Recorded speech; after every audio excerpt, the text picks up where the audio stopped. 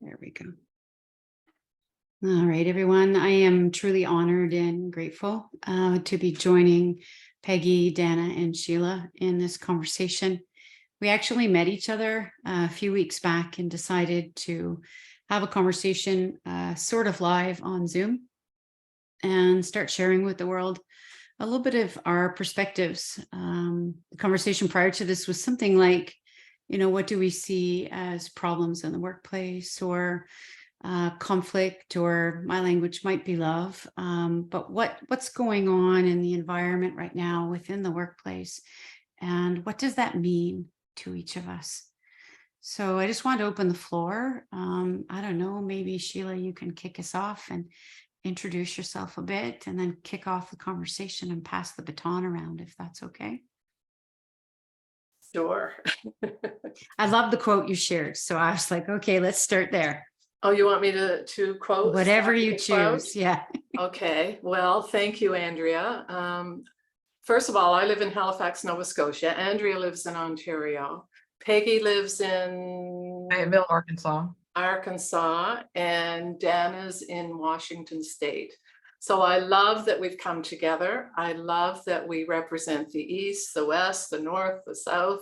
It seems very inclusive. So thank you so much.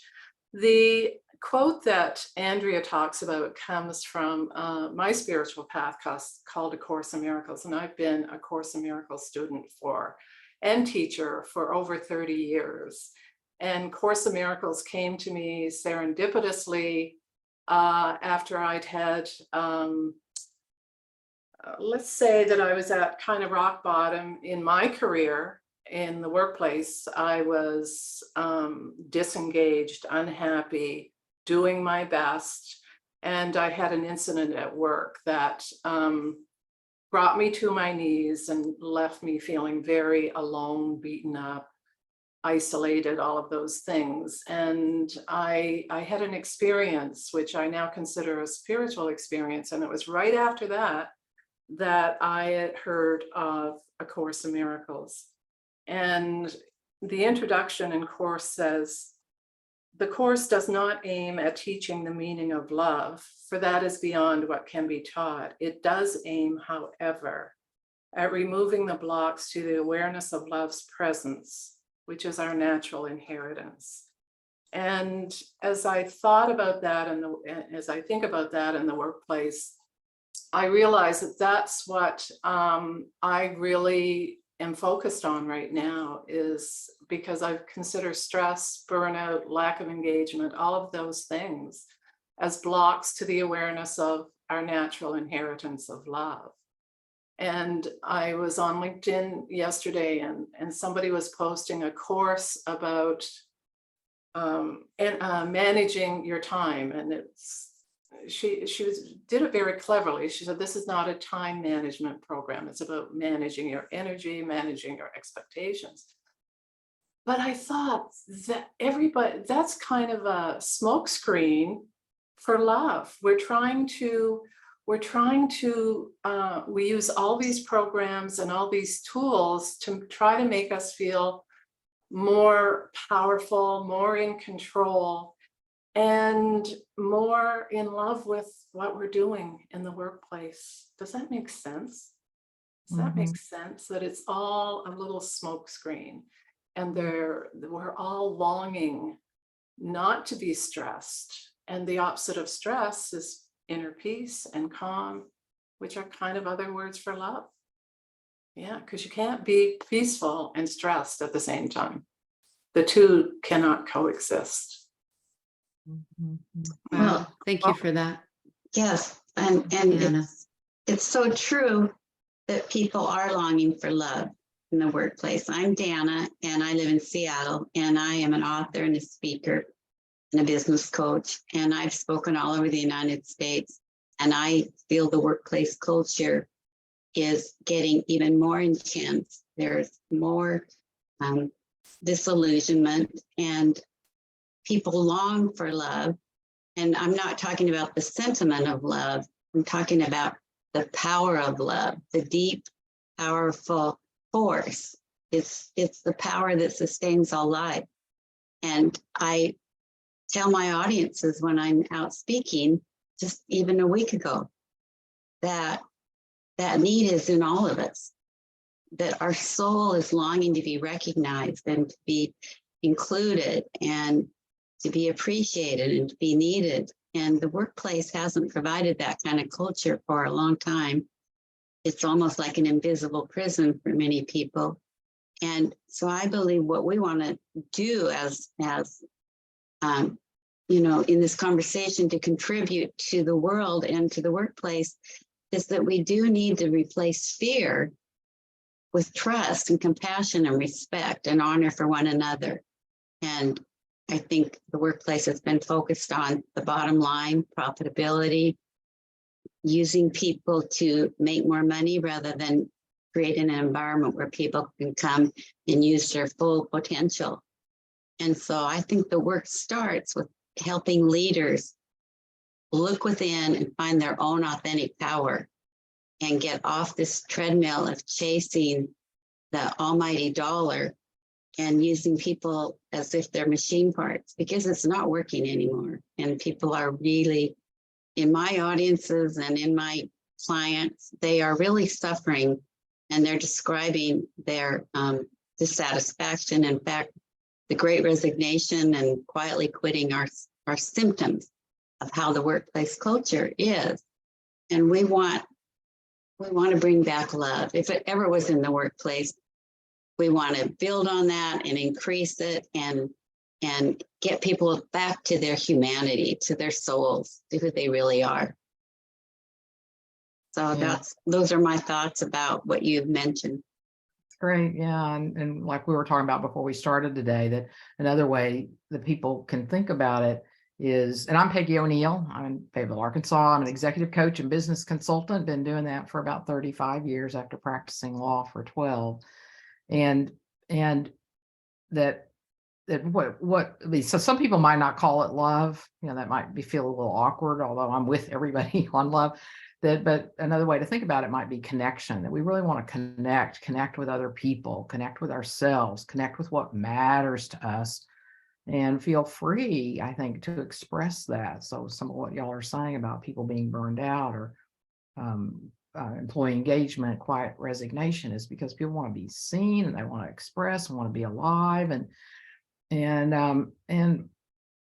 I think that what we're talking about here and what's possible for how we can live and work together, if we really saw each other as a unique person that gets to express their possibilities, and the workplace is a place that we can help people do that and live that and have it be alive and dynamic, that no telling where an organization might go. I mean, so like you're saying, taking the focus off of money doesn't mean they won't make money, but we don't, but so it doesn't sound like it has to be an either or. It might feel that way for some people, I guess, but that what might be possible if we take the lid off of everybody, let people be alive and express and love and be who our natural selves, our humanity and the love, like you're also talking about, Sheila, that's our natural inheritance, who we really are, and the creativity and aliveness. So that's my dream for what's possible as we allow ourselves to more deeply and fully connect with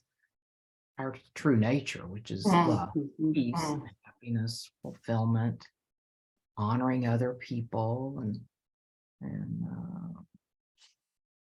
so those are my thoughts for now. It's interesting, isn't it? Oh, sorry, Peggy. Andrea. I thought so good. I just I just wanted to add, so I think we're all saying the same thing. So what I love is we have a different way of reflecting so that others can tune in to what this means for them. But what Dan has said about the Great Resignation is intriguing to me. I think the greatest opportunity that we've been given is to reflect inside of ourselves as to what we really want, right? In an individual and within our families. And so what I see is a great opportunity, right, to connect to the deeper part of ourselves, whether that be love, spirit, soul, however people describe that connection, but it's really connection to oneself. And you know, as I look back now, I can't say I knew that years and years ago, because I had templated so many other belief systems around what I thought I was. So when we're challenged during any times, during anything going on in the world, and we're not really comfortable in the connection to ourselves, whether that be in love, peace, whatever that kind of is, it's very easy for us to fall into other traps, or to lock ourselves into jobs and realities that we actually don't want to be in. And so when we talk about whatever this connection or foundation is, I think it's almost like a cry for being stronger in ourselves and who we are and what we want in the world. And, you know, I just happen to be the one that might suggest, if we voted with a little bit more love in the world, yes, we could blow the lid off it, Peggy. I agree.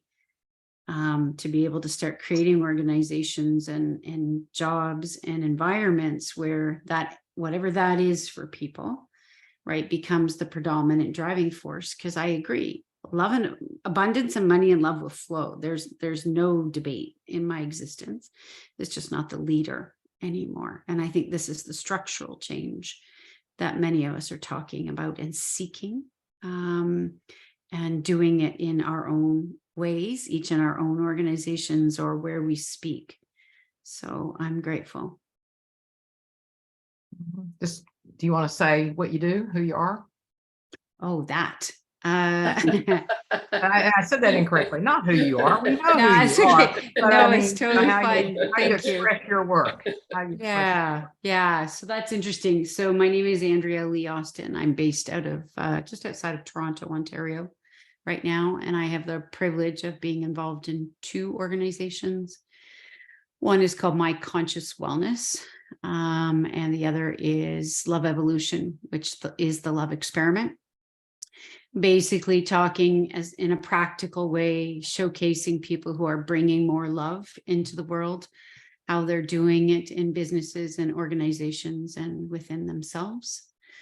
And then there's a metaphysical or a spiritual element that goes with vibrational sound tools. So it's quite a robust organization in the moment, and just about to complete a PhD in conscious business ethics, just to get a little more vocal, because I used to work in the traditional accounting world and focused in taxation. So it's like bridging, right? How do we bridge this world that's very structured into a more fluid, loving state, but knowing that businesses and communities were meant to work together. Businesses were here to nurture its people. It's not just families. And somehow we've parceled all this stuff off and into these blocks. So truly excited to play. Totally agree with all that you said. We want, with what everyone has said, we want environments as human beings where we can be our innate true selves, where we can contribute from our deepest source and have the full potential. And that's what leaders need to recognize. If they in some ways take their hands off the steering wheels enough that people can truly contribute, we could just do incredible things in our organizations. Anna, I'm interested in this thing about culture, and I wonder about the idea that we are the culture. Mhm. You know, every employee in the workplace, everybody in their family, everybody is the culture, in that each of us contributes something to the culture. And if we are looking to the culture and not considering our contribution to the culture, then we're not really awake and aware of who we are and how we can have such an impact. We actually have more power than we think we have. And I know myself, when I was disengaged in the workplace and I was on the front lines of the toughest union environments in Canada, I was a total victim. It's like you know, I hate my job, I hate this place, I don't want to even go into work. You know, I'd sit in the car and think how much I hated that place. And I still did my best. I still, you know, put a fake smile on my face and pretended that everything was okay. And so I spent a lot of time blaming the culture. And part of my becoming more conscious, Andrea, was recognizing that I had power over how I was showing up. And I stopped giving my power to the culture. So Dana, I'm really interested on how you would address that kind of thinking. I agree with you. We are all part of the culture. Like, I often think of it as a lake, your business or your organization, or maybe it's an ocean if you're a global community. And everybody participates in it. Everybody is a drop in it, in the water, so to speak. But the leaders set the tone, and they have more artificial power based on organizational charts. And they set a tone, but everybody feels the culture. Everybody contributes to it. But if there's a lot of fear in a culture, it's really hard to speak up. And so I think people are leaving rather than trying to change it, because they just don't want to tolerate living in cultures that are filled with suffering and gossip and blame and all the things that audiences tell me they are experiencing. So I think it's a wake-up call for business leaders. It's not working. The old way is not working. And it's time to not just try to fix the culture, but each one of us acknowledge our own humanity. So I say the number one thing a leader can do is self-reflection and it takes courage and willingness to look at inside your own heart and see what your own fears are and your own doubts. Otherwise, everything turns into projection and blame. And I think you would all agree that's happening in our world culture, our political culture. Constant blame, one-upmanship, internal competition in organizations, but outright in civil discordance going on in our world right now. And maybe we're reaching an extreme breaking point. I believe we are, that this is a shift and that a new world is arising, and it's coming through people that are willing to stand up and be a voice for change. And it takes courage to bring about that kind of change.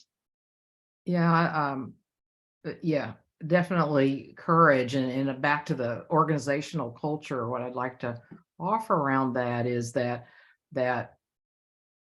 exactly what you're saying, the leader sets the tone, and we're all,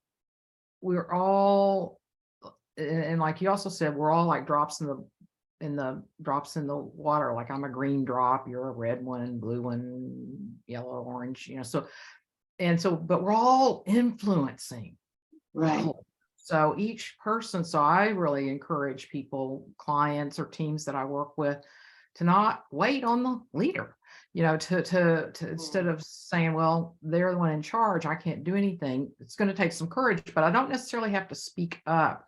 What I can do is recognize that just my being. Mm-hmm. So if I'm coming in with resentment and I hate today and I don't want to be here, then they're influencing the whole work environment that way. Yeah. And I think one of the things we said about today is we know that people are dissatisfied at work, but instead of making the work decide how they feel, they can go, well, wait, what do I want to feel today at the workplace? What do I want to bring? I really want to feel happy, and I want to feel, caring about other people. And so, gosh, how can I do that and bring that in there? It might take a little courage because I'm so used to something else and everybody else is maybe down in the mouth. So maybe I take a baby step today where I just slightly let myself be a little happier. What can I focus on, pay attention to instead of what I don't like? What can I pay attention to in some way that I start infiltrating I don't like that word. Take that out. I didn't say that. I got to get rid of all terms that have anything to do. It's been erased. what I'm doing is I'm permeating culture with smiling at people. Maybe Yeah. just do that. And then we all know, everybody that studied this sort of stuff, smiling changes all our chemistry and everything. So just smiling start changing. So, but then I'm also with what y'all are saying too about time for leaders to, of course, they're afraid too. Sorry, Mhm. but they're afraid. You're afraid to rock the boat too. We understand that. We understand that. So we're not, I don't think any of us is oblivious to the challenges, but the opportunity is so much potential in being open to, what if I did as a leader start being more self-reflective? What do I want? But if I'm not a leader, although technically everybody's a leader, we're always influencing everything and everybody. So to be a leader in my own life, and how do I want to show up today? And things might change. Well, I think it is a high calling.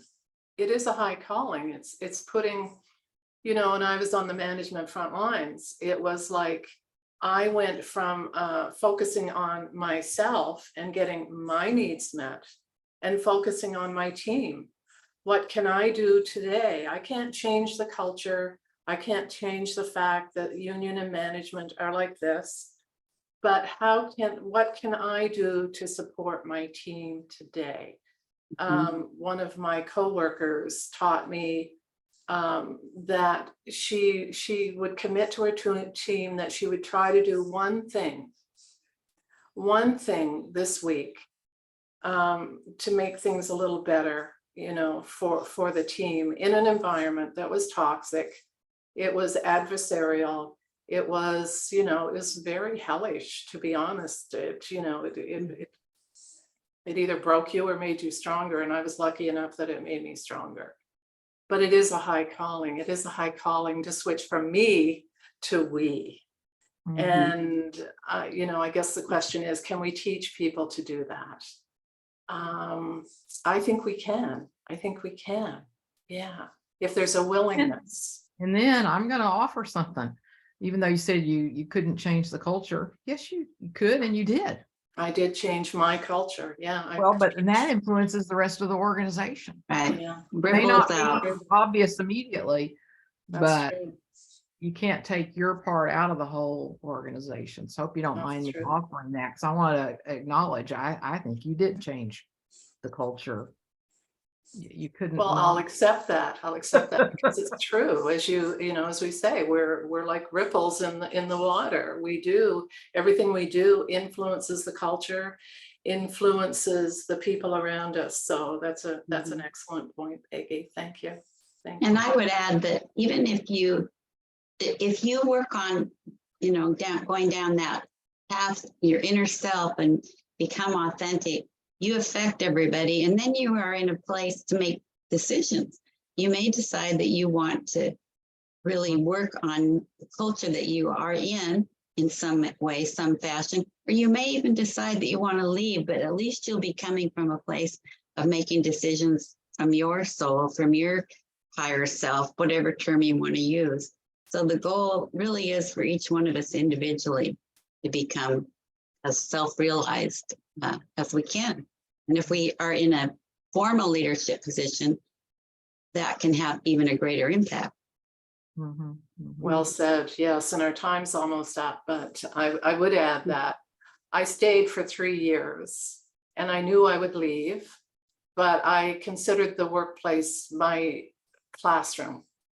And I think that's a wonderful switch for people to look at as a place for personal development and professional development as well. But look at it as a classroom. Every relationship, every interaction is an opportunity. We're all students and we're all teachers to each other.